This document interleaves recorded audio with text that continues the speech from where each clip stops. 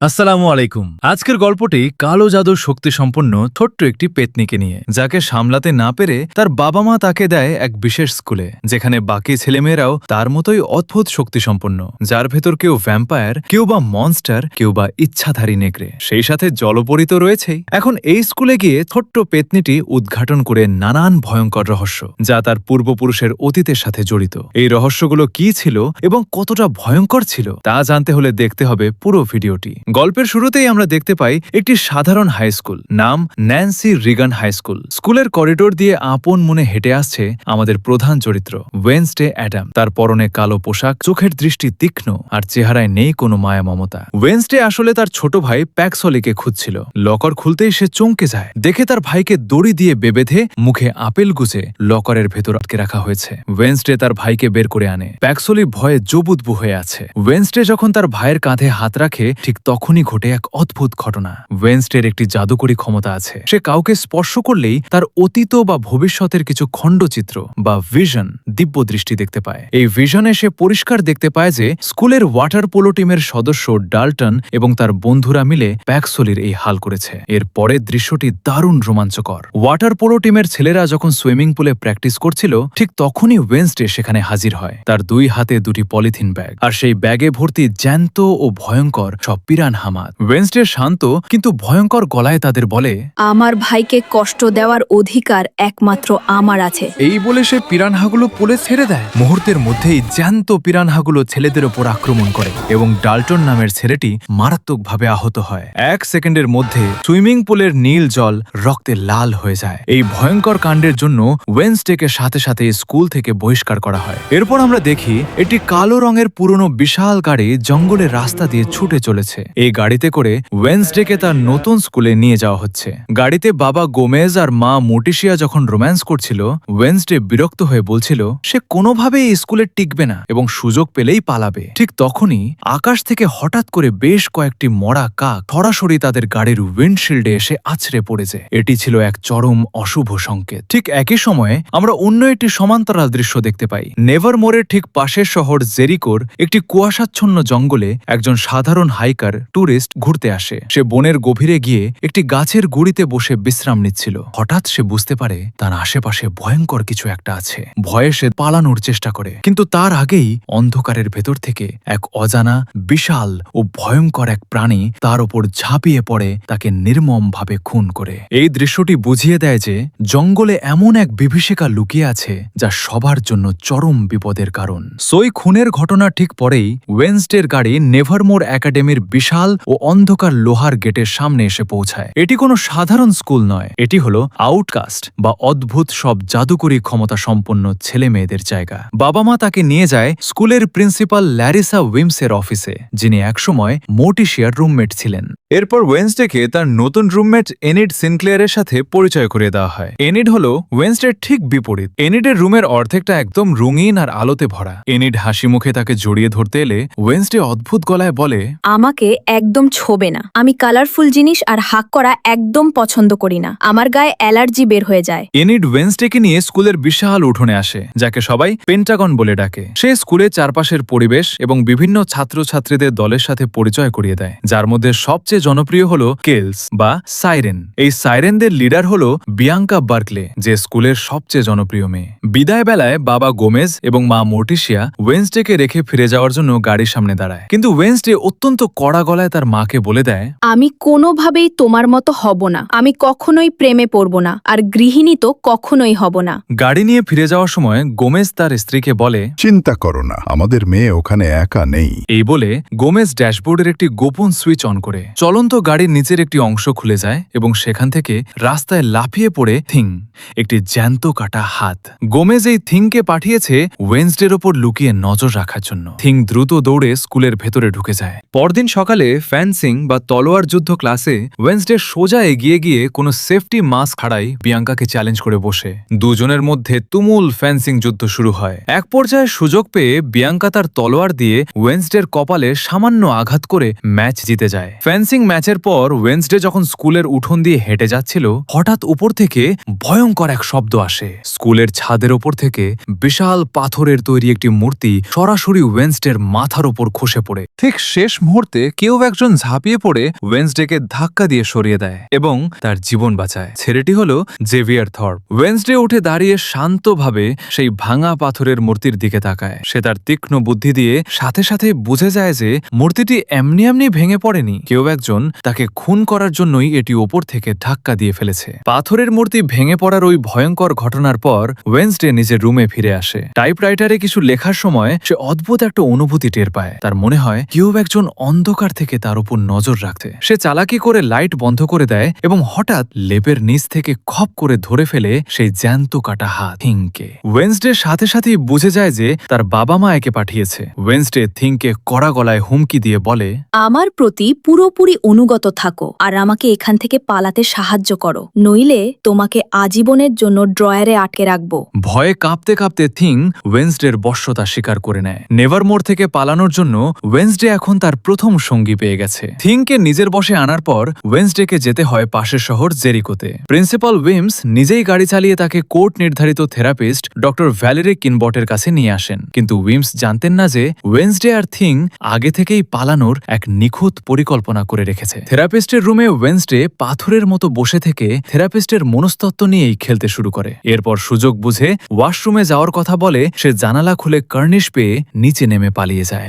পালানোর জন্য সে সোজা চলে যায় ওয়েদারভেইন নামের একটি লোকাল ক্যাফেতে। সেখানে তার পরিচয় হয় ক্যাফের কর্মী টাইলারের সাথে। ওয়েন্সডে দেখে ক্যাফের কফি মেশিনটি নষ্ট হয়ে পুরো ক্যাফেতে ধোঁয়া ছড়িয়ে পড়ছে। সে টাইলারকে ইতালিয়ান ভাষায় ইনস্ট্রাকশন দেয় এবং চোখের পলকে মেশিনটি মেরামত করে দেয়। টাইলার মুগ্ধ হয়ে যায়। বিনিময়ে ওয়েন্সডে শর্ত দেয় যে আধা ঘন্টা দূরের রেল স্টেশনে তাকে পৌঁছে দিতে হবে। টাইলার রাজি হয়, কিন্তু জানায় যে তার ডিউটি শেষ হতে আরো 1 ঘন্টা লাগবে। হঠাৎ ক্যাফেতে 3 জন স্থানীয় বয়স্ক ছেলে প্রবেশ করে, যারা পিলগ্রিমদের তীর্থযাত্রী মতো পোশাক পরা ছিল।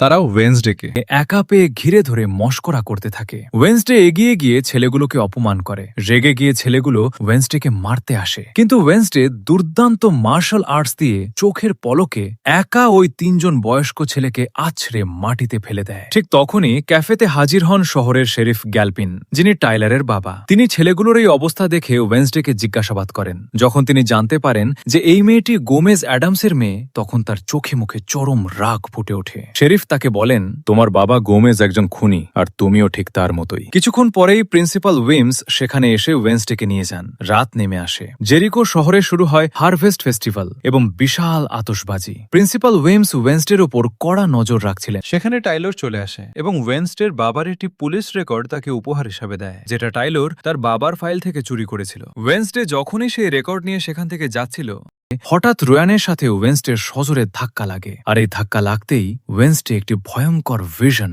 বা দিব্য দৃষ্টি পায়। সে দেখতে পায় রোয়ান চরম বিপদে পড়েছে এবং ব্যথায় চিৎকার করছে। এই ভিশন দেখার পর ওয়েন্সডে আর পালাতে পারে না, বরং রোয়ানকে বাঁচানোর জন্য সে প্রিন্সিপালকে ফাঁকি দিয়ে জঙ্গলের দিকে রোয়ানের পিছু নেয়। জঙ্গলের গভীরে যেতেই উল্টো বিপত্তি ঘটে। রোয়ান তার জাদুকরী ক্ষমতা টেলিকাইনেসিস ব্যবহার করে ওয়েন্সডেকে শূন্যে ভাসিয়ে একটি বিশাল গাছের সাথে আছড়ে আটকে ফেলে। ওয়েন্সডে বুঝতে পারে রোয়ান মোটেও দুর্বল নয়। এর আগে স্কুলিকুলের ছাদ থেকে যে পাথরের মূর্তিটি ওয়েন্সডেকে মারার জন্য ফেলা হয়েছিল, সেটিও এই রোয়ানই ফেলেছিল। আর এরপরে রয় তাকে একটি ছবি দেখায় এবং বলে যে তার মা 25 বছর আগে এই ছবিটি বানিয়েছিল এবং এখানে থাকা মেয়েটি আর কেউ নয়, বরং ওয়েন্সডে নিজে।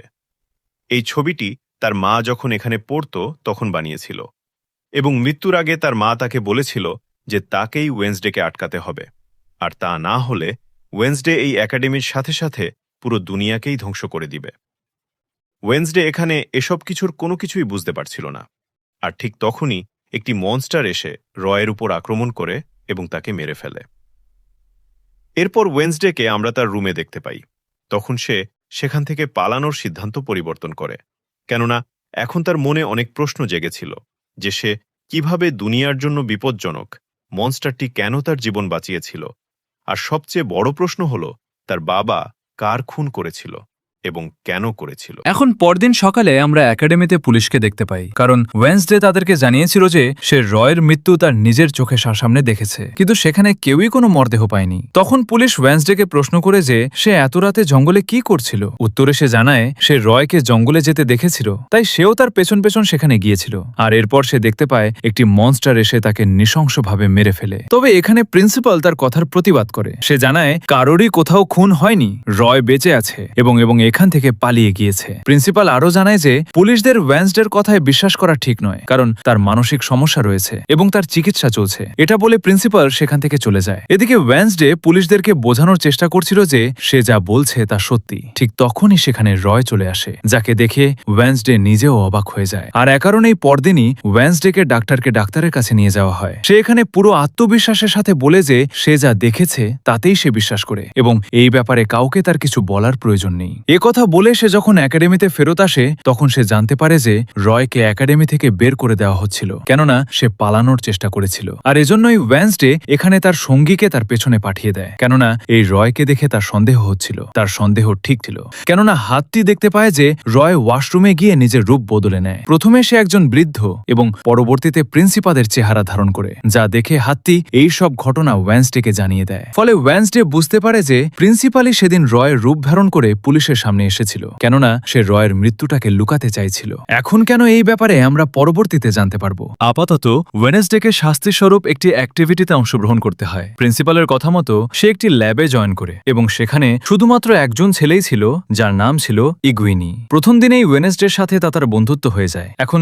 ওই দিন ক্লাসে জেভিয়ার তার পাশের সিটে ওয়েনেসডেকে বসতে বলে। এখানেই আমরা জেভিয়ারের স্পেশাল পাওয়ার সম্পর্কে জানতে পারি, আর সেটা হলো সে যে কোনো ছবি থেকে যে কোনো কিছুকে জীবিত করতে পারত। সে এখানে ওয়েনেসডেকে একটি মাকড়সার ছবি এঁকে তাকে জীবিত করে দেখায়, কিন্তু এক পলকেই ওয়েনেসডে মাকড়সাটিকে মেরে ফেলে। সেখানে আমরা একজন মেয়ের সাথে পরিচিত হই, যার নাম ছিল বার্সোলে। সে একটু খারাপ প্রকৃতির মেয়ে ছিল। এখানে জেভিয়ার এবং বার্সোলের মধ্যে ঝগড়া হয়, কারণ তারা দুজনকে একদমই সহ্য করতে পারত না। এখন হঠাৎই একদিন ওয়েনেসডে তার রুমমেট অর্থাৎ এনিটকে বুঝিয়ে ল্যাবে পাঠিয়ে দেয় তার বদলে, যাতে করে প্রিন্সিপাল টের না পায়, এবং সে একাই জঙ্গলে চলে যায় মনস্টারটিকে খুঁজতে। সেখানে সে রোয়ের ভাঙা চশমা দেখতে পায়। যখনই সে চশমাটি স্পর্শ করে তখনই সে আবারও রোয়ের অতীত দেখতে পায়। সে দেখতে পায় রয় একাডেমির লাইব্রেরিতে গিয়েছিল এবং সেখানকার একটি বইয়ের কাগজ ছিঁড়ে এনেছিল। এটা দেখার পর সে সেই লাইব্রেরিতে যায় বইটি খুঁজতে, কিন্তু পায় না। আর এরপর সে জেভিয়ারের রুমে যায়, কারণ রয় এবং জেভিয়ার একই রুমে থাকত। ওয়েনেসডে এবং হার্টটি বইটি খুঁজতে থাকে। ঠিক তখনই জেভিয়ার সেখানে চলে আসে, তাই তারা বিছানার নিচে লুকিয়ে পড়ে। ঠিক তখনই জেভিয়ারের কাছে বার্সোলে চলে আসে। সে এখানে মূলত জেভিয়ারের সাথে সকল সম্পর্ক ঠিক করে নিতে চাইছিল, তবে জেভিয়ার এই কথায় রাজি হয় না। তখন বার্সোলের মনে হয় যে হয়তোবা ওয়েনেসডের জন্য সে তার সাথে এমনটি করছে।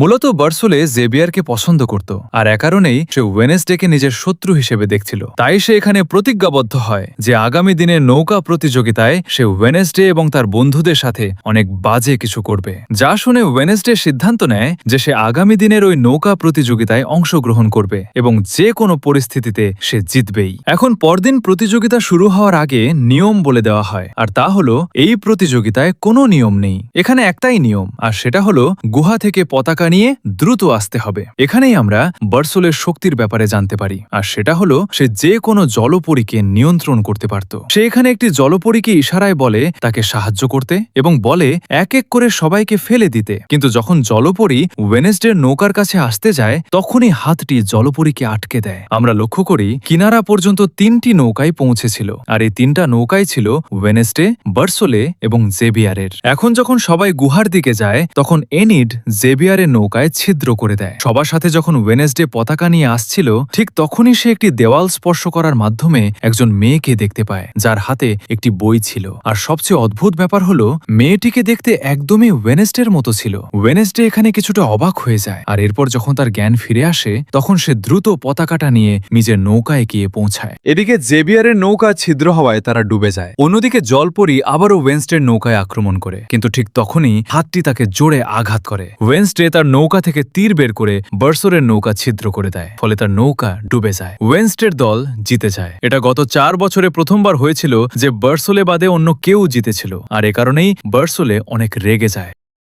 একদিন রাতে ওয়েন্সডে একটি স্ট্যাচুর কাছে যায়। এখানে ওই স্ট্যাচুর হাতে একটি বই ছিল এবং সেই বইতে অনেক লাইন ছিল। সেখান থেকে একটি লাইন পড়তেই দরজা খুলে যায়। সেখানে গিয়ে তার মা বাবা সহ আরো অনেকের ছবি সে দেখতে পায়। এখানে সে সেই বইটিও পেয়ে যায় যেটা সে খোঁজ করছিল। যখন সে ওই বইটি নিতে সেখানে যাচ্ছিল ঠিক তখনই কেউ একজন এসে তার উপর আক্রমণ করে এবং সে অজ্ঞান হয়ে যায়। যখন তার জ্ঞান ফেরে তখন সে দেখতে পায় তার হাত বাঁধা এবং সামনে অনেকে মাস্ক পরে দাঁড়িয়ে আছে, কিন্তু তাদের কণ্ঠস্বর শুনে ওয়েন্সডে মুহূর্তের মধ্যেই বুঝে যায় যায় যে এটা আসলে বার্সোলে। এরই মাঝে সে তার হাতের বাঁধনটিও খুলে ফেলেছিল। সে সহজেই সেখান থেকে চলে যায় এবং যাওয়ার আগে তাদেরকে বলে যে তারা কিডন্যাপিংয়ে একটুও পারদর্শী নয়। এখন ফেরত এসে সেই ছবিটি বইয়ের সাথে সে লাগিয়ে নেয় এবং পড়তে থাকে। এখান থেকে দৃশ্য পরিবর্তিত হলে আমরা দেখতে পাই প্রিন্সিপাল একাডেমির সবাইকে একটি প্রজেক্টে কাজ করতে বলে, আর সেটি হলো শহরে গিয়ে দোকানে কাজ করতে হবে। এখানে ওয়েনসডে জেভিয়ারকে সেই বইটি দেখিয়ে বলে যে সে এইসব সম্পর্কে কিছু জানে কিনা। সে জানায় যে সেই বইটি চেনে, কারণ এই বইটি নিয়ে রোয়ের সাথে তার ঝামেলা হয়েছিল। এই বইটি জাদুকরী এবং 30 বছর পুরনো। এটা শুনে ওয়েনসডে জিজ্ঞাসা করে যে সেই জাদুকরের সম্পর্কে কিছু জানে কিনা। তবে জেভিয়ার এইসব সম্পর্কে তেমন কিছু জানতো না। তবে সে এখানে ওয়েনসডেকে বলে যে সে যদি এই জাদুকরের সম্পর্কে বিস্তারিত জানতে চায় তাহলে যেন সে ওই জাদুকরের বাড়িতে যায়। তার অনেক পুরনো একটি বাড়ি আছে। এই সকল কথাবার্তা শেষ হওয়ার পর তারা আলাদা আলাদা দোকানে কাজ করতে শুরু করে। এখানে ওয়েনেসডের এমন অদ্ভুত ব্যবহারের কারণে তার কাছ থেকে কেউই খাবার কেনে না। আর এরপর সে তার বন্ধুকে নিয়ে ওই জাদুকরের বাড়িতে যায় যাতে সে ওই বই সম্পর্কে আরো বিস্তারিত জানতে পারে। সেখানে সে জাদুকরের অনেক জিনিস দেখতে পায় এবং একটি পেইন্টিংও দেখতে পায় যেখানে সে তার মতোই একজনকে দেখে। আর এই মেয়েটিকেই মূলত সে গুহার কাছে তার কল্পনায় দেখেছিল। এখন সে এখানে সেই পেইন্টিং যুক্ত বইটি দেখতে পায়, কিন্তু বইয়ের ভেতরে ফাঁকা ছিল, অর্থাৎ বইটি নকল ছিল। ততক্ষণে সেখানে একজন মহিলা চলে আসে যাকে ওয়েনেসডে ওই বইটি সম্পর্কে জিজ্ঞাসা করে। তখন ওই মহিলা জানায় যে আসল বইটি চুরি হয়ে গিয়েছে। সে আরও জানায় যে তারা যেখানে দাঁড়িয়ে আছে সেটা জাদুকরের আসল বাড়ি নয়। যেহেতু টাইলর এখানে অনেক বছর ধরে ছিল তাই সে সরাসরি যায় টাইলরের কাছে এবং তার কাছে জাদুকরের আসল বাড়ি সম্পর্কে জানতে চায়। টাইলর তাকে ওই আসল বাড়ির লোকেশন দেখিয়েও দেয়। একদিন ওয়েনেসডে একাই ওই বাড়িতে চলে যায়। সেখানে গিয়ে সে একজন বৃদ্ধ লোককে দেখতে পায় যে কিনা ওয়েনেসডেকে সেখানে দেখে অনেক ক্ষিপ্ত হয়ে গিয়েছিল। সে তাকে জানায় যে এটা তার বাড়ি, সে এখানে কি করছে। সে তাকে সেখান থেকে চলে যেতে বলে। এটা বলার পরই হাতটি বৃদ্ধ লোকের মুখের উপর আক্রমণ করে এবং সে ভয়ে সেখান থেকে চলে যায়। এখানে ওয়েনেসডে অনেক খোঁজাখুঁজির পরও কিছু পায় না। তাই সে যখন সেখান থেকে চলে আসছিল ঠিক তখনই দরজা স্পর্শ করতেই সে আবারও অতীতের কিছু দৃশ্য দেখতে পায়, যেখানে ওই জাদুকরটি একজন মেয়েকে পেতনি প্রমাণ করে একটি ঘরে বন্দী করে দেয়। এই মেয়েটি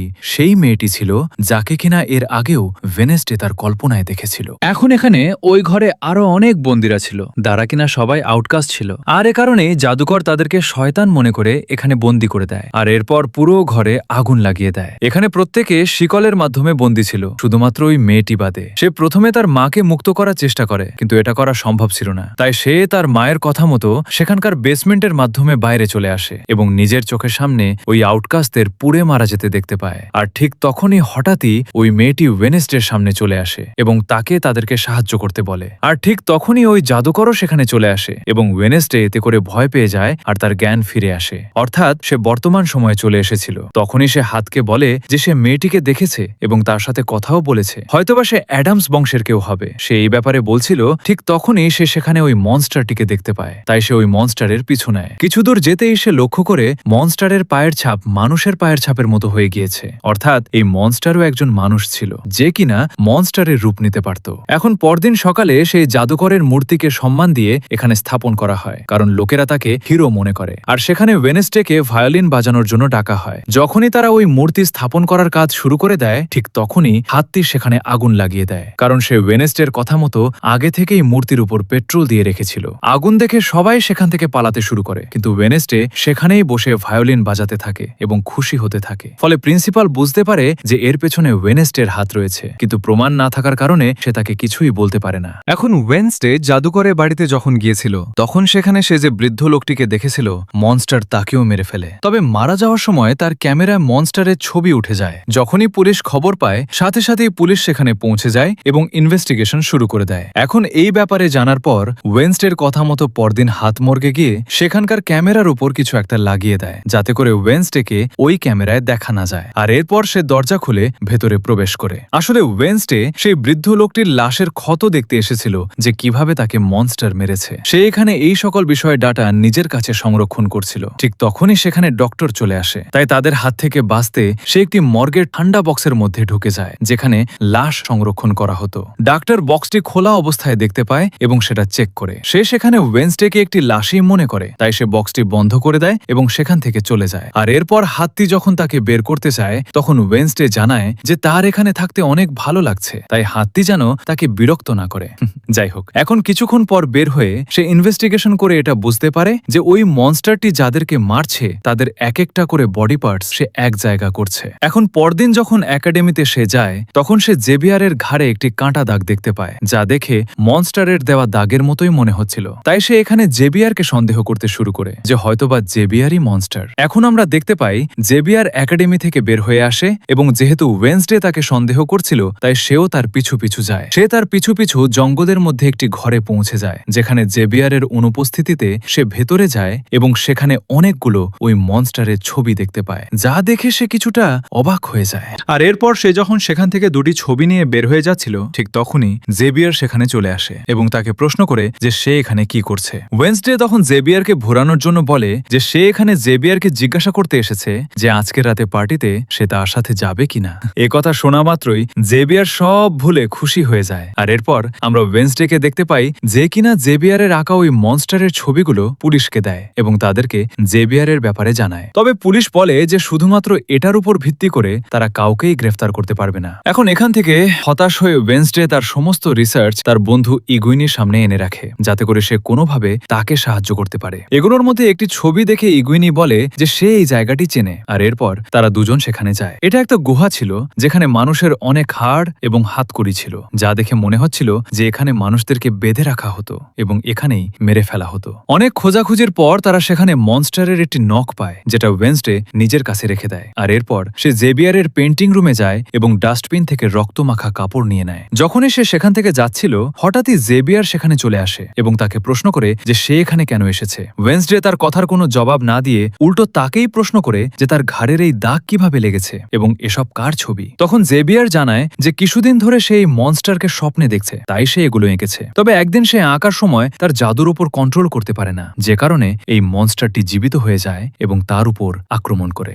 এখানে জেভিয়ার বুঝতে পেরেছিল যে ওয়েনেসডে মূলত তার উপর সন্দেহ করছে এবং তাকে মনস্টার প্রমাণ করে পুলিশের কাছে ধরিয়ে দিতে চাইছে। তাই সে ওয়েনেসডের উপর অনেক চিল্লাচিল্লি করে এবং সেখান থেকে চলে যেতে বলে। ওয়েনেসডে ওই রক্তযুক্ত কাপড় এবং ওই নখ পুলিশের কাছে জমা দেয় এবং বলে এই হলো প্রমাণ। ডিএনএ টেস্ট করলেই প্রমাণিত হবে যে জেভিয়ারই মূলত মনস্টার, আর এর থেকে বেশি প্রমাণ তো নিশ্চয়ই লাগবে না জেভিয়ারকে গ্রেফতার করতে। এ কথা বলে সে সেখান থেকে চলে আসে। এখন ওয়েনেসডের পার্টিতে যাওয়ার মতো কেউই ছিল না, কেননা জেভিয়ারের সাথে তো তার ঝগড়া হয়ে গিয়েছিল। তাই সে তার বন্ধুর সাথে দেখা করে এবং তাকে বলে যে যেহেতু ডান্স পার্টিতে যাওয়ার মতো তাদের কোনো পার্টনার নেই, তাই তাদের ডান্স পার্টিতে না গিয়ে বরং গুহায় গিয়ে মনস্টারকে খোঁজা উচিত। ইগুইনিও এ কথায় রাজি হয়ে যায়। আর এরপর ওয়েনেসডে যখন রাতে রেডি হয়ে বের হচ্ছিল ঠিক তখনই সে নিজের দরজার সামনে টাইলরকে দেখতে পায়, যে কিনা ডান্স পার্টিতে যাওয়ার জন্য প্রস্তুত হয়ে এসেছিল। এখানে আমরা জানতে পারি যে হাতটি মূলত টাইলরকে ডান্স পার্টিতে আসার জন্য ইনভাইট করেছিল ওয়েনেসডের তরফ থেকে। এমনকি সে এখানে ওয়েনেসডের পছন্দের একটি ড্রেসও চুরি করে এনে রেখেছিল,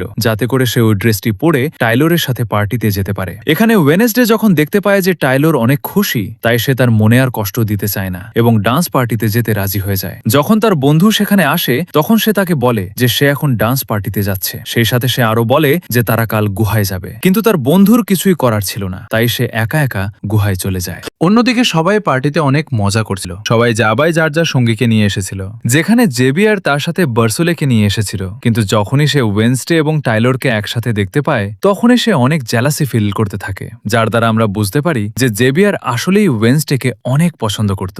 এখন সেখানে যখন ওয়েন্সডে ডান্স করছিল তখন সবাই খুবই অবাক হয়ে যায়, কারণ তার ডান্স একেবারেই অদ্ভুত ছিল।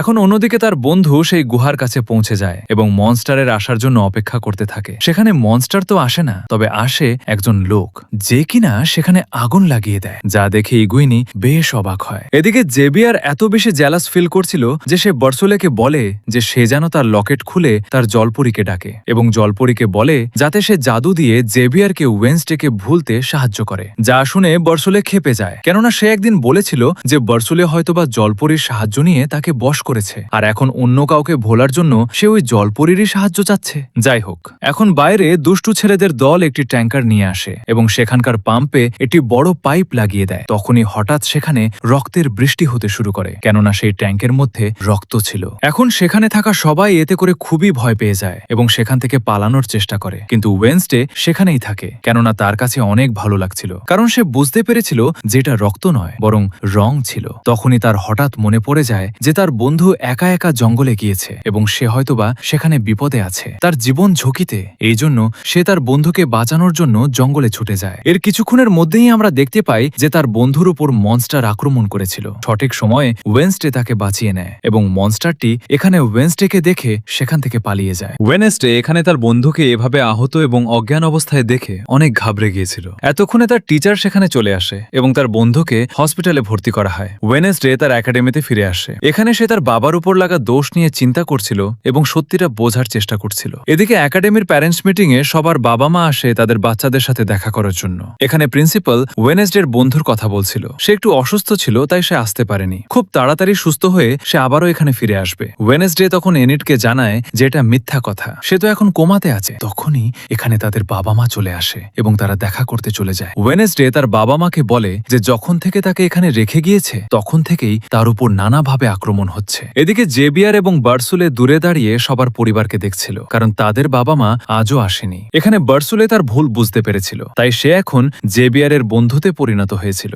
আর এরপর হঠাৎই সেখানে বার্সুলের মা আসে, যাকে দেখে সে অনেক খুশি হয়ে যায়। ওয়েনেসডের বাবা মা প্রিন্সিপালের সাথে দেখা করে এবং প্রিন্সিপাল জানায় যে ওয়েনেসডে খুবই অদ্ভুতভাবে সবার সাথে কথা বলে, তাদের তাকে ডাক্তার দেখানো উচিত। তাই তার বাবা মা তাকে সেই ডাক্তারের কাছে নিয়ে যায়, যেখানে তার বাবাকে একটি ছবি দেখিয়ে সে সরাসরি জিজ্ঞাসা করে যে এই ছেলেটির নাম গ্যার, কিন্তু তার খুনের দায় কেন তাকে দেওয়া হয়েছে, ছেলেটি কে ছিল এবং তার সাথে সেদিন কি ঘটেছিল। এখানে ওয়েনেসডের মা তাকে কিছু বলতে অস্বীকার করে এবং সেখান থেকে চলে যায়। এখন এখান থেকে ওয়েনসডে যায় তার বন্ধুকে দেখতে, যেখানে ওই হাতটি তার খেয়াল রাখছিল। এখানে আমরা জানতে পারি বহু বছর আগে যে ডাক্তার গ্যাটের মৃত্যুর ভুল রিপোর্ট বানিয়েছিল, সে এখন অনুতপ্ত হয়ে নিজেকে শেষ করে ফেলেছে। আর এজন্যই গ্যাটের মৃত্যুর দায়ে ওয়েনসডের বাবাকে পুলিশ এসে ধরে নিয়ে যায়। আর এটা জানার পর ওয়েনসডে সরাসরি যায় তার বাবার সাথে দেখা করতে, যেখানে সে জানতে পারে যে স্কুলে থাকাকালীন গ্যাট তার মাকে অনেক ভালোবাসত, যে কারণে সে ওয়েনসডের বাবা এবং মাকে একসাথে দেখে সহ্য করতে পেরেছিল না এবং তাদের উপর আক্রমণ করেছিল। তাই নিজেকে বাঁচাতে গিয়ে ওয়েনসডের বাবা ভুলবশত তাকে মেরে ফেলে। কিন্তু এই কথাগুলো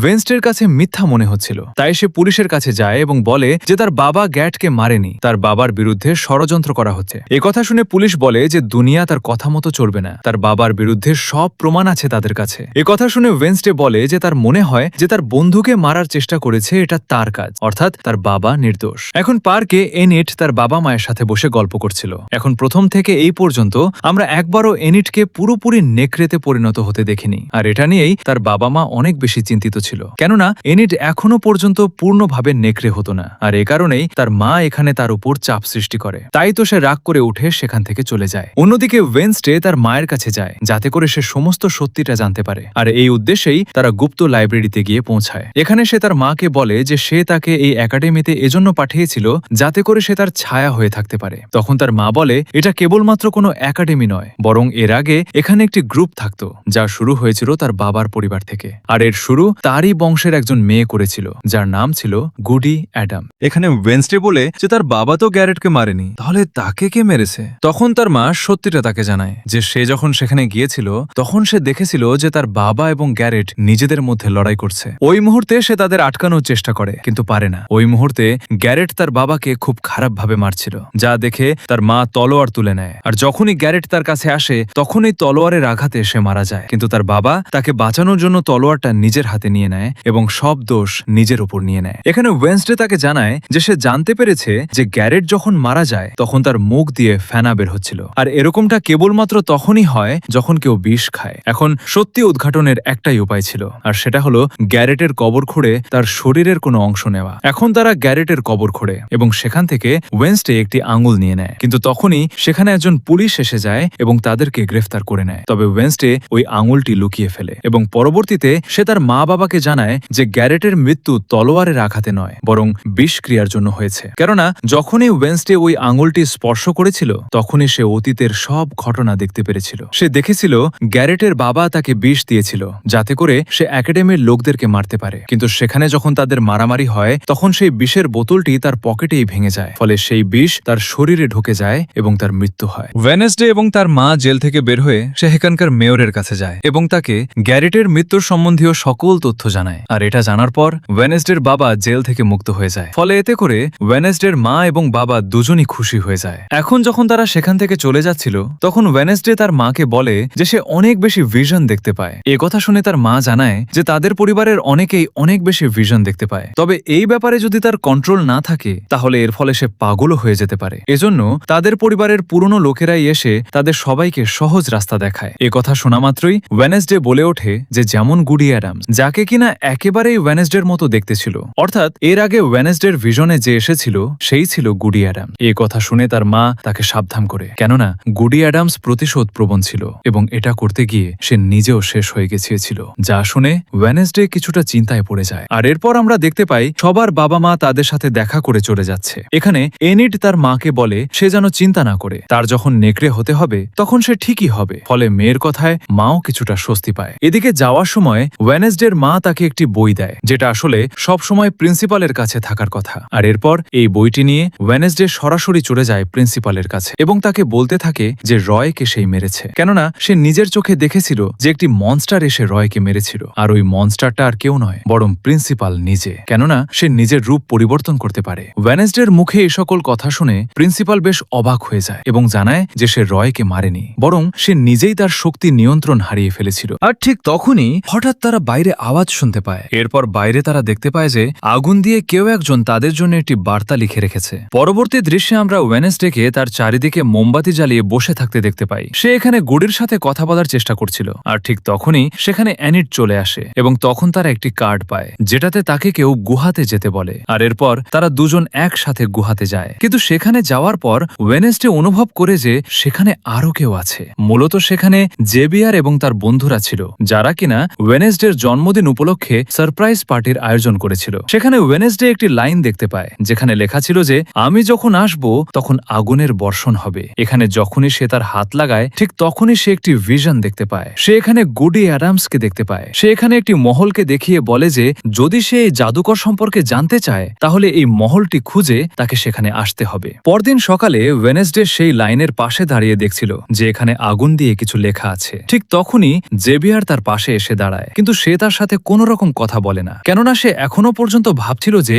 জেভিয়ারই হয়তোবা ওই মনস্টার। আর এরপর ওয়েনেসডে হসপিটালে তার বন্ধুর কাছে যায়, কিন্তু তার অবস্থা এখনো পর্যন্ত অনেক খারাপ ছিল। আর এজন্য সে তার সাথে কোনো কথা বলতে পারে না। আর এরপর সে টাইলরের সাথে দেখা করে ওই মহলের ব্যাপারে জানতে চায়, কিন্তু টাইলর জানায় যে সে চেনে না। আর এরপর ওয়েনেসডে সেই ছবি নিয়ে জেভিয়ারের কাছে পৌঁছে যায় এবং তাকেও একই প্রশ্ন করে। তখনই ওয়েনেসডের নজর যায় জেভিয়ারের আঁকা একটি ছবির দিকে, যেটা সে আগেই এঁকে রেখেছিল। আর এই ছবি সম্পর্কে জিজ্ঞাসা করলে সে বলে এটা সে স্বপ্নে আগেই দেখেছিল। কিন্তু ভালো ব্যাপার এটা ছিল যে জেভিয়ার এই জায়গা সম্পর্কে জানত, তাই তার কাছ থেকে ঠিকানা নিয়ে সে সেখানে পৌঁছে যায়। তবে সেখানে আগে থেকে মেয়র উপস্থিত ছিল। সে জেনে গিয়েছিল যে আসল অপরাধী কে, যেটা বোঝার পর সে আরো তথ্য জানার জন্য মেয়রের গাড়ির ডিকিতে লুকিয়ে পড়ে। আর এরপর যখন তারা শহরে পৌঁছায় তখন মেয়রের অ্যাক্সিডেন্ট হয়ে যায়, যা দেখে ওয়েনেসডে হতভম্ব হয়ে যায়। এখন রাতে ওয়েনেসডে, এনিড এবং টাইলর একসাথে সেই মহলে যায় এবং তারা এটা বুঝতে পারে যে সেখানে কেউ ছিল, কারণ সেখানে মোমবাতি গরম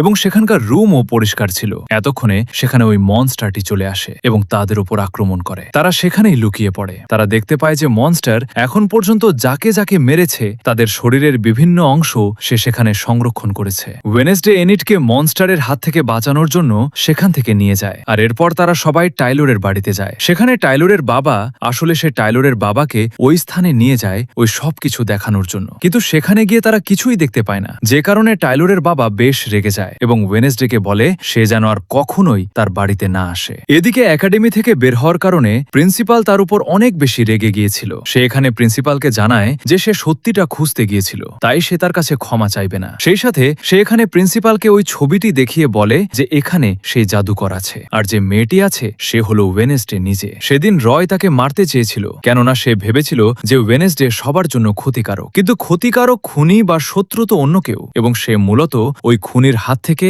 এই একাডেমির সবাইকে বাঁচাতে চাইছে। তাই তাকে একটি সুযোগ দেওয়া উচিত। প্রিন্সিপাল তাকে বলে যে সে যদি কোনো ভুল করে তাহলে তাকে একাডেমি থেকে বের করে দেওয়া হবে, আর এটা বলে সে সেখান থেকে চলে যায়। ওয়েনসডে যখন তার রুমে আসে তখন সে দেখতে পায় এনিড তার ব্যাগ গুছিয়ে চলে যাচ্ছে, কেননা আজ ওয়েনসডের কারণে তার জীবন ঝুঁকিতে পড়েছিল। আর এর ফলে ওয়েনসডে একেবারেই একা হয়ে যায়। সে রুমের এক কোণে বসে সেই বক্সটি দেখছিল, যেটা সে জাদুমহল থেকে চুরি করে এনেছিল। সে বক্সের নিচে নিজের অনেক ছবি দেখতে পায়। এগুলো দেখে সে নিজে নিজে বলতে থাকে যে অ্যাডামস পরিবার, জাদুকর, মনস্টার এবং সে কোন না কোনো দিক থেকে জড়িত। আর এই কথা যখন মেয়র জানতে পেরেছিল তখন কেউ একজন মেয়রের মুখ বন্ধ করে দিয়েছিল। কিন্তু ওয়েনসডে ঠিক করে যে সে চুপ থাকবে না, সেটা যেই হোক না কেন সে তাকে ঠিকই খুঁজে বের করবে। এখন মেয়রের দাফনের সময় ওয়েনসডের মনে হয় যে নিশ্চয়ই ওই অপরাধী এখানে আছে। তখনই সে জঙ্গলে লক্ষ্য করে যে কেউ একজন আছে। সে তার পিছু নেয় এবং জঙ্গলের ভেতরে গিয়ে সে জানতে পারে যে এটা আর কেউ নয় বরং তার আঙ্কেল। এখানে তার আঙ্কেল বলে যে তার উকেল বলে যে ওপর চুরির দোষারোপ রয়েছে, তাই সে কিছুদিনের জন্য লুকিয়ে থাকবে। ওয়েন্সডে তাকে কেবিনে লুকিয়ে রাখে এবং মনস্টারের ছবি দেখিয়ে বলে যে এই ব্যাপারে সে কিছু জানে কিনা। তখন তার আঙ্কেল বলে যে এই ব্যাপারে জানতে হলে তাকে গুপ্ত লাইব্রেরিতে যেতে হবে, যেখানে লকারে থাকা একটি ডায়েরিতে মনস্টারের সকল বর্ণনা দেওয়া আছে। আর এ কারণেই ওয়েন্সডে আর দেরি না করে মাঝরাতে পৌঁছে যায় গুপ্ত লাইব্রেরিতে, যেখানে আগে থেকেই জেভিয়ার ছিল। ওয়েন্সডে এখানে আবারও তাকে মনস্টার প্রমাণ করতে চাইলে সে কোনো উত্তর না দিয়েই সেখান থেকে চলে যায়। আর এরপর ওয়েন্সডের আঙ্কেল সেখানে আসে। তারা দুজন মিলে ওই লকারটি খোলে এবং ওই ডায়েরিটি বের করে আনে, যেখান থেকে তারা জানতে পারে যে এই মনস্টার মূলত কারোর কন্ট্রোলে থাকে, অর্থাৎ কেউ একজন কন্ট্রোল করে মনস্টারকে দিয়ে এই সব কিছু করাচ্ছিল। এখন পরদিন রাতে টাইলরের সাথে ওয়েন্সডের বের হওয়ার কথা ছিল, তাই সে হাতকে ওই ডায়েরির রক্ষণাবেক্ষণের দায়িত্ব দিয়ে বের হয়ে পড়ে, যেখানে সে দেখতে পায় টাইলর তার জন্য একটি স্থান সুন্দর করে সাজিয়েছে। সে এখানে ওয়েন্সডেকে প্রপোজ করে, যা দেখে ওয়েন্সডে অনেক খুশি হয়ে যায়। তবে সেখান থেকে ফিরেই ওয়েন্সডে অবাক হয়ে যায়, কেননা তার ঘরের সকল জিনিসপত্র উল্টা পাল্টা ছিল, সেই সাথে তার ডায়েরিটাও কেউ একজন নিয়ে গিয়েছিল। শুধুমাত্র তাই নয়, হাত আহত অবস্থায় দেয়ালে আটকে ছিল, যা দেখে ওয়েন্সডে অনেক চিন্তায় পড়ে যায় এবং সে ওই হাতকে নিয়ে দ্রুত আঙ্কেলের কাছে চলে যায়। সে হাতকে বাঁচাতে চাইছিল। আঙ্কেল এখানে তার ইলেকট্রিক পাওয়ার দিয়ে হাতটাকে কিছু সময়ের জন্য জীবিত করে তোলে, তবে এতে কোনো লাভ হয় না, কেননা হাতটা জানতো না যে তার উপর কে আক্রমণ করেছিল, কেননা পিছে থেকে তার উপর আক্রমণ করা হয়েছিল। আর এখানে আমরা প্রথমবারের মতো ওয়েন্সডেকে ইমোশনাল অবস্থায় দেখতে পাই। সে হাতের মৃত্যুতে অনেক কষ্ট পেয়েছিল, তাই সে সরাসরি এসে প্রিন্সিপালের সাথে কথা বলে, যেখানে প্রিন্সিপাল তার উপরই রেগে যায়, কেননা সে গুপ্ত লাইব্রেরি থেকে ওই ডায়েরিটি চুরি করেছিল। এখান থেকে আমরা জানতে পারি যে গ্যাটের মাকে কোনো এক ডক্টর টাকা পয়সার লোভে পানিতে ডুবিয়ে মেরে ফেলেছিল। ডক্টর নাম শুনেই ওয়েনেসডের মনে পড়ে যায় নিজের মানসিক ডাক্তারের কথা, তাই সে সরাসরি তার কাছে চলে যায়, কেননা ওয়েনেসডের এখন তার উপর সন্দেহ হচ্ছিল। সে সরাসরি তাকে হুমকি দিয়ে সেখান থেকে বের হয়ে পড়ে। তবে ডক্টর এখানে তার কোনো কথাই বুঝতে পারছিল না, কেননা সে তো এইসব কিছুর সাথে জড়িতই ছিল না। তার মনে হচ্ছিল যে ওয়েনেসডের মাথা হয়তোবা পুরোপুরি নষ্ট হয়ে গিয়েছে, আর এই ব্যাপারটা সে প্রিন্সিপালকেও কল দিয়ে জানায়। এরই মধ্যে সেখানে ওই মনস্টারটি চলে আসে এবং ওই ডাক্তারের উপর আক্রমণ করে তাকে মেরে ফেলে। এখন ডাক্তারের মৃত্যুর ব্যাপারে জানার পর ওয়েনেসডের আরো বেশি রাগ হয়ে যায়, তাই সে সরাসরি চলে যায় জেভিয়ারের কাছে। সেখানে সে মৃত মানুষদের বিভিন্ন জিনিসপত্র দেখতে পায়, ফলে সে এবার পুরোপুরি জেভিয়ারকে মনস্টার ভাবতে শুরু করে। এরই মধ্যে পুলিশ সেখানে চলে আসে এবং জেভিয়ারকে গ্রেফতার করে নেয়। পুলিশকে ওয়েনেসডেই ডেকেছিল, আর এরপর ওয়েনেসডে যখন নিজের রুমে ফিরে আসে তখন সে সেখানে তার রুমমেট অর্থাৎ এনিটকে দেখতে পায়, যে কিনা নিজের ভুল বুঝতে পেরেছিল এবং আবারও ওয়েনেসডের কাছে ফিরে এসেছিল। আর এরপর ওয়েনেসডে যায় তার ভালোবাসার টাইলরের সাথে দেখা করতে, যেখানে সে টাইলরকে স্পর্শ করা মাত্রই টাইলরের অতীত সম্পর্কে জানতে পারে এবং এটাও জানতে পারে যে ওই মনস্টার আসলে কেউ নয় বরং তারই ভালোবাসা টাইলর। ফলে সে একেবারেই হতভম্ব হয়ে যায়। তবে সে এখানে টাইলরকে এই ব্যাপারে কোনো কিছুই জানায় না, বরং তাকে নিয়ে সে জঙ্গলে চলে যায় এবং সেখানে গিয়েই সে তাকে জানায় যে আসল মনস্টার তো জেভিয়ার নয় বরং টাইলর নিজে। এখানে টাইলর এইসব ব্যাপারে অস্বীকার করতে থাকে। ঠিক তখনই সেখানে ওয়েনেসডের বন্ধুরা চলে আসে, কেননা তাদেরকে ওয়েনেসডেই সেখানে ডেকেছিল মনস্টারকে ধরার জন্য। তারা সকলে মিলে টাইলরকে একটি চেয়ারের সাথে বেঁধে রাখে, আর এরপর ওয়েনেসডে এগিয়ে যায় তাকে মারতে, কেননা সে একটি মনস্টার ছিল। তবে বাকিরা এই কাজে রাজি ছিল না বলে সেখান থেকে বের হয়ে যায়। তবে সঠিক সময়ে পুলিশ সেখানে এসে টাইলরকে বাঁচিয়ে নেয় এবং ওয়েনেসডেকে গ্রেফতার করা হয়। বারবার ভুল মানুষদেরকে মনস্টার বলার কারণে এখন আর ওয়েনেসডের উপর কেউই বিশ্বাস করছিল না। টাইলর এই ব্যাপারটার সুযোগ তোলে এবং তাকে হুমকি দিয়ে সেখান থেকে চলে যায়। এদিকে প্রিন্সিপালও ওয়েনেসডের উপর অনেক বেশি রেগেছিল, তাই সে তাকে একাডেমি থেকে বের হয়ে যেতে বলে। তাই ওয়েনেসডে শেষবারের মতো থানায় যায় জেভিয়ারের সাথে দেখা করতে, কেননা তার কারণেই জেভিয়ারের আজ এই অবস্থা বিনা অপরাধে। সে এখানে জেভিয়ারকে জানিয়ে দেয় যে আসল মনস্টার হলো টাইলর, যে কিনা ওয়েনেসডের মাধ্যমে জেভিয়ারকে ফাঁসিয়েছে। কিন্তু জেভিয়ার তার কোনো কথাই শুনতে চায় না এবং তাকে সেখান থেকে চলে যেতে বলে। কথা শুনে ওয়েনেসডে সেখান থেকে চলে যায় এবং নিজের রুমে গিয়ে তার সমস্ত জিনিস গুছিয়ে নেয়। সবার সাথে সে শেষবারের মতো দেখা করে নেয় এবং সব শেষে সে হসপিটালে যায় তার সেই বন্ধুর সাথে দেখা করতে। সে তার বন্ধুকে সবকিছু জানায় এবং বলে নিজের খেয়াল রাখতে, সে যেন বাইরে বের না হয়, কারণ মনস্টার থাকতে পারে। সে আরো বলে যে মনস্টারকে আর কেউ নয় বরং প্রিন্সিপালই নিয়ন্ত্রণ করছে। কথা শুনে তার বন্ধু বলে যে না, এইসব কাজ প্রিন্সিপাল করছে না, আসলে লাল জুতা পরা কেউ একজন করছে। প্রিন্সিপাল কখনোই লাল জুতা পরে না। কথা শুনে ওয়েনেসডে বুঝে যায় যে আসল অপরাধী কে এবং এরপর সে তার টিচারের কাছে যায়, যাকে কিনা সবাই খুব পছন্দ করত। সে ওই টিচারকে বলে যে সবাই তো বিনা অপরাধে ফেঁসে গিয়েছে, আসল অপরাধী তো সে নিজে, সেই তো টাইলরকে মনস্টার বানিয়ে নিয়ন্ত্রণ করছে। করছে। ঠিক ওই মুহূর্তে সেখানে টাইলর চলে আসে। টিচার তাকে বলে জলদি করে ওয়েনেসডেকে মেরে ফেলতে, কিন্তু সে তা করে না, কেননা এটা টাইলর ছিল না, বরং প্রিন্সিপাল নিজে ছিল, যে কিনা টাইলরের রূপ ধরে এখানে এসেছিল। এটা জানার পর টিচার সুযোগ বুঝে প্রিন্সিপালের ঘাড়ে বিষের ইঞ্জেকশন লাগিয়ে দেয়, ফলে প্রিন্সিপাল সেখানেই মারা যায়। টিচার ওয়েনেসডেকেও বেঁধে জাদুকরের গুহায় নিয়ে যায়। এখানে আমরা জানতে পারি যে মনস্টার আসলে মানুষদেরকে মেরে শরীরের বিভিন্ন অংশ সংগ্রহ করেছিল জাদুকরকে আবারও জীবিত করার জন্য, যা এই টিচারের স্বপ্ন ছিল। সে এখানে ওয়েনেসডেকে বলে গুডি যখন জাদুকরকে মেরেছিল তখন সে তার নিজের রক্ত দিয়ে জাদুকরের কবরে তালা লাগিয়ে দিয়েছিল। এখন জাদুকরকে জীবিত করার জন্য গুডির ফ্যামিলি মেম্বারদের রক্ত লাগবে, অর্থাৎ ওয়েনেসডের রক্ত লাগবে, সেই সাথে চন্দ্রগ্রহণ লাগবে, যা একটু পরেই হতে চলেছিল, অর্থাৎ এখনই ছিল সঠিক সময়। সময় আসলে টিচার ওয়েনেসডের হাত কেটে দেয় এবং সেখান থেকে রক্ত নিয়ে জাদুকরের কবরের তালা খুলে দেয়, ফলে জাদুকর আবারও জীবিত হয়ে বাইরে বেরিয়ে আসে। সে বাইরে এসে ওয়েনেসডেকে ছুরি দিয়ে আঘাত করে এবং এরপর সে একাডেমি ধ্বংস করতে বের হয়ে পড়ে। আর ঠিক তখনই গুডি অ্যাডামস ওয়েনেসডের কাছে আসে এবং তার জাদুর মাধ্যমে ওয়েনেসডেকে সুস্থ করে ফেলে। সে এখানে জানায় যে সে যেহেতু ওয়েনেসডেকে সুস্থ করে তুলেছে, তাই এরপর থেকে ওয়েনেসডে আর তাকে দেখতে পারবে না। এখন থেকে তার লড়াই একাই লড়তে হবে।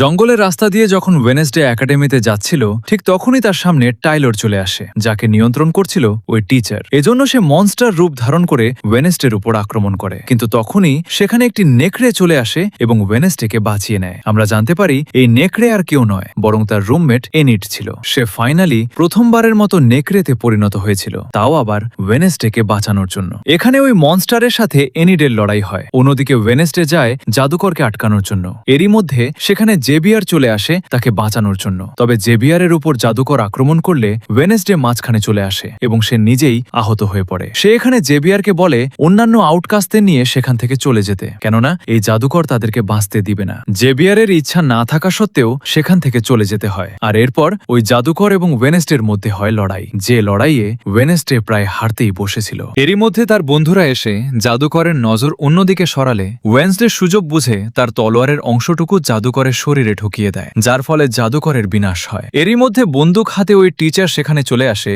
এবং ওয়েনেসডের উপর আক্রমণ করতে চায়। তবে সঠিক সময়ে সেখানে ওয়েনেসডের বন্ধু চলে আসে এবং মৌমাছির পাওয়ার দিয়ে ওয়েনেসডেকে কোনো মতে বাঁচিয়ে নেয় এবং এই মৌমাছির কারণেই ওই টিচারেরও মৃত্যু ঘটে। এরপর ওয়েনেসডে সেখান থেকে বের হয়ে আসে, যেখানে পুরো একাডেমির ছেলেমেয়েরা তার জন্য অপেক্ষা করছিল। এখানে ওয়েনেসডে প্রথমবারের মতো এনিটকে জড়িয়ে ধরে এবং ইমোশনাল হয়ে পড়ে। এখন এই ঘটনার কিছুদিন পরের দৃশ্য আমরা দেখতে পাই, যেখানে ওয়েনেসডে তার নোভেল লেখা শেষ করে ফেলেছিল, কিন্তু এর শেষ সে কুকড়ে না। শেষে সে দি এন্ড লিখে প্রশ্নবোধক চিহ্ন রেখে দেয়, কেননা সে নিজেও জানত না যে এখানেই তার লড়াই শেষ কিনা। সে জেভিয়ারের সাথে দেখা করতে যায়। জেভিয়ারও উপহার স্বরূপ তাকে একটি মোবাইল দেয়। ওয়েনেসডে সেটা নেয় ঠিকই, কিন্তু সে তাকে কিছুই বলে না এবং এরপর সে সেখান থেকে চলে যায়। এখন গাড়িতে থাকাকালীন ওয়েনেসডের কাছে কিছু মেসেজ আসে, যা দেখে বোঝা যায় যে কেউ একজন তার উপর নজর রেখে আছে। ফলে সে অনেক চিন্তিত হয়ে পড়ে, এটা ভেবে যে টিচার তো মারা গিয়েছে, তাহলে এখন আবার কে আছে যে কিনা এগুলো করছে। সেটা চিন্তা করতে করতে বাড়ির উদ্দেশ্যে রওনা দেয়। ঠিক তখনই